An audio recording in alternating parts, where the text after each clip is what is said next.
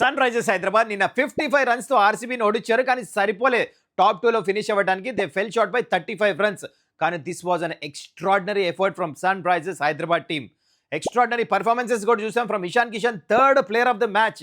దీని గురించి in detail discuss చేద్దాం ఈ మ్యాచ్లో ఏం జరిగింది. And also third finisher points టేబుల్లో. కాబట్టి SRH are going to play eliminator. So eliminator గురించి ఒక ఇంట్రెస్టింగ్ విషయం చెప్తాం మీకు.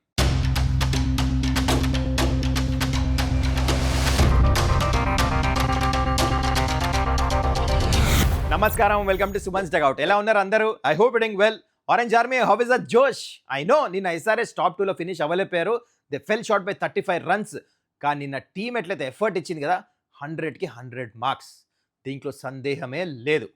అయితే చాలా స్పెషల్ పర్ఫార్మెన్స్ వచ్చినాయి. నిన్న ఎస్ఆర్ఎస్ ఎలా మ్యాచ్ గెలిచారు ఇన్ డీటెయిల్ మాట్లాడుకుందాం. కానీ బిఫోర్ దట్ మీరు ఇంకా ఛానల్ని సబ్స్క్రైబ్ చేసుకోకపోతే kindly do that.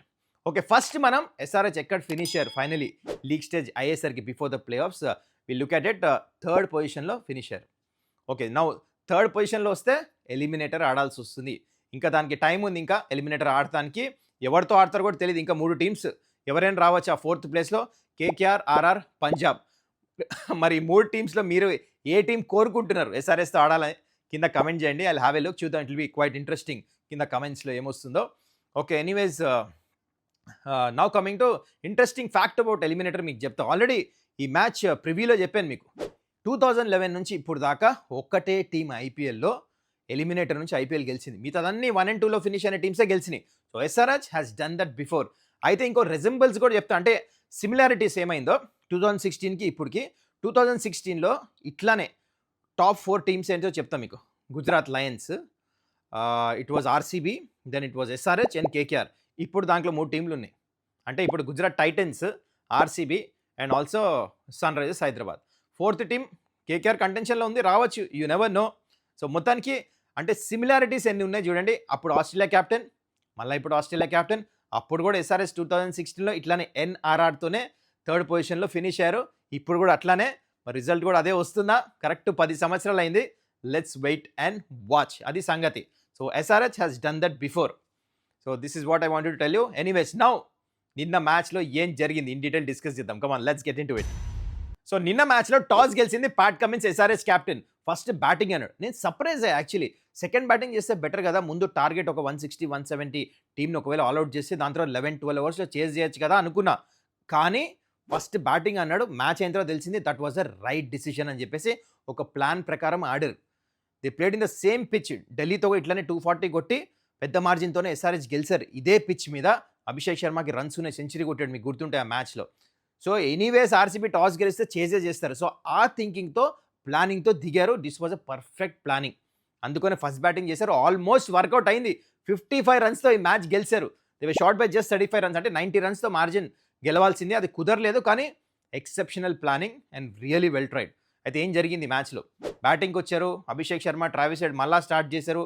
45-50 runs opening partnership వచ్చింది. అభిషేక్ శర్మ మళ్ళీ అదే 6లు, 5 6లు, 250 పైన స్ట్రైక్ రేటు, మళ్ళీ 50+ రన్స్.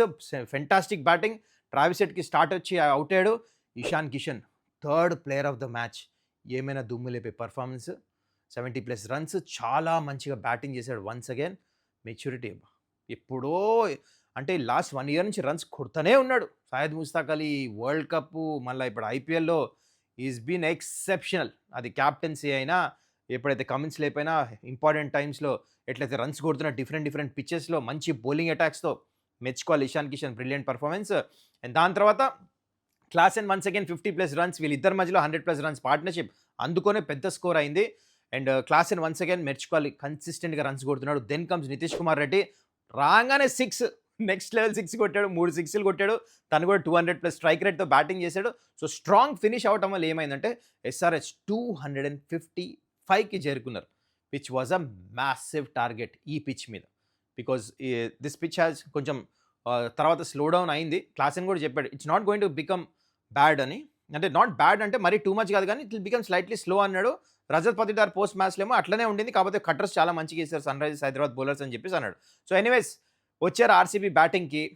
మెచ్చుకోవాలబ్బా RCB attitude. ఎందుకంటే అటాకింగ్ ఛాంపియన్స్ అంటే అటాకింగ్ ఛాంపియన్స్ లాగా ఆడారు. మైండ్ సెట్ కూడా అట్లుంది.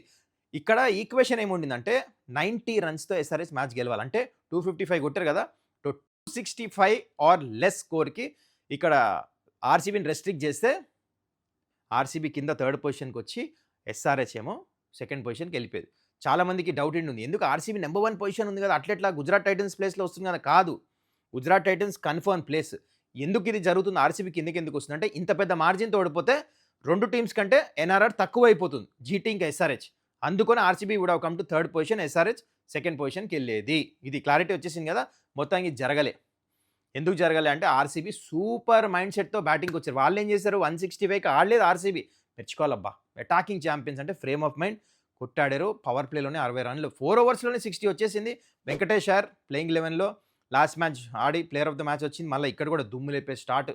ఫిల్ సాల్ట్ వచ్చినా ఇప్పుడు వెంకటేష్ అయ్యర్ని ఆడిపిస్తారు అనిపిస్తుంది ప్లే ఆఫ్లో. అలా బ్యాటింగ్ చేస్తున్నాడు. ఆడిపియాలి కూడా, అకార్డింగ్ టు మీ వెంకటేష్ అయ్యరే ఆడాలి. ఇంకో ఫారెన్ ఆప్షన్ ఉంటుంది. ఎనీవేస్ దాని గురించి తర్వాత మాట్లాడదాం. మంచి స్టార్ట్ వచ్చింది. విరాట్ కోహ్లీ కూడా మంచి గ్రూవ్లోనే అనిపించాడు. కానీ ఒకసారి ఓపెనర్స్ అవుట్ అయింది, విరాట్ కోహ్లీ కూడా అవుట్ అయిన తర్వాత దేవదత్ పడికల్ రాగానే ఏమన్నా బ్యాటింగ్ చేశాడు. తను కూడా మంచి క్యామియో ఆడాడు. కానీ ఒకసారి దేవదత్ పడికల్ అవుట్ అయిన తర్వాత స్కోర్ వాజ్ 90. ఇంకా ఇప్పుడు గివప్ చేస్తారు, ఆ టార్గెట్కి వెళ్ళలే. 8 ఓవర్స్లోనే 90. కానీ దాని తర్వాత రిస్క్ తీసుకోలే ఇంకా, which was matured thinking from RCB. They settle down. సరే మెల్లిగా ఆడదాం. రజత్ పతిదార్ మంచిగా మళ్ళీ బ్రిలియంట్ నాక్ ఆడేశాడు. దెన్ ఈవెన్ అదర్ బ్యాటర్స్ మంచి ఫినిష్ చేసేసారు. అక్కడ కృణాల్ పాండ్యా వచ్చి మంచి మెచ్యూర్డ్ నాక్ ఆడేశాడు. మొత్తానికి ఏమైందంటే, ఇక్కడ 165 దాటిన తర్వాత they tried but two use అయిపోయిన టార్గెట్. కానీ main 165 was important to make sure top 2లో. కానీ కంగ్రాచులేషన్స్ ఆర్సీబీ, టాప్ పొజిషన్లో ఫినిష్ అయ్యారు. బ్రిలియంట్ పర్ఫార్మెన్స్ ఈ ఐపీఎల్లో, ఎక్స్ట్రాడినరీ.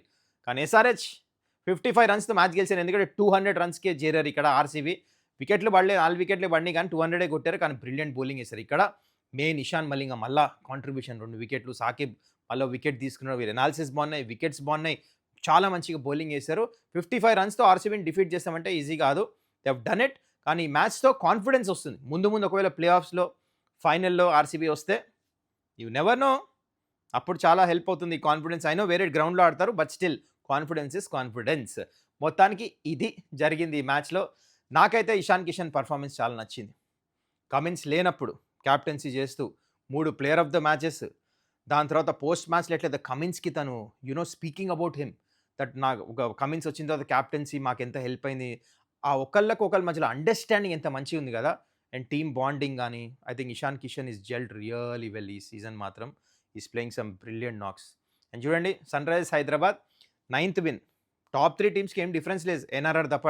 ఆర్సీబీ కూడా 9 గెలిచారు, జీటీ కూడా 9 మ్యాచెస్ గెలిచారు, ఎస్ఆర్హెచ్ కూడా 9 మ్యాచెసే గెలిచారు. They have done really well. Cummins ఆబ్సెన్స్లో కానీ, దాని తర్వాత కానీ యంగ్ బౌలింగ్ అటాక్తో షబాస్ Sunrisers Hyderabad, they have done really well. And also congratulations to RCB finishing at the top. Brilliant performance. మొత్తానికి డిజర్వింగ్ టీమ్స్ టాప్ 3 అయితే, మరి 4th టీం ఏమొస్తుందో చూద్దాం. మీరు ఇందాక చెప్పినట్టు అడిగే కదా మిమ్మల్ని, 4th టీం ఏదొస్తే బాగుంటుంది, కేకేఆర్, ఆర్ఆర్ఆర్, పంజాబా? కింద కమెంట్ చేయండి.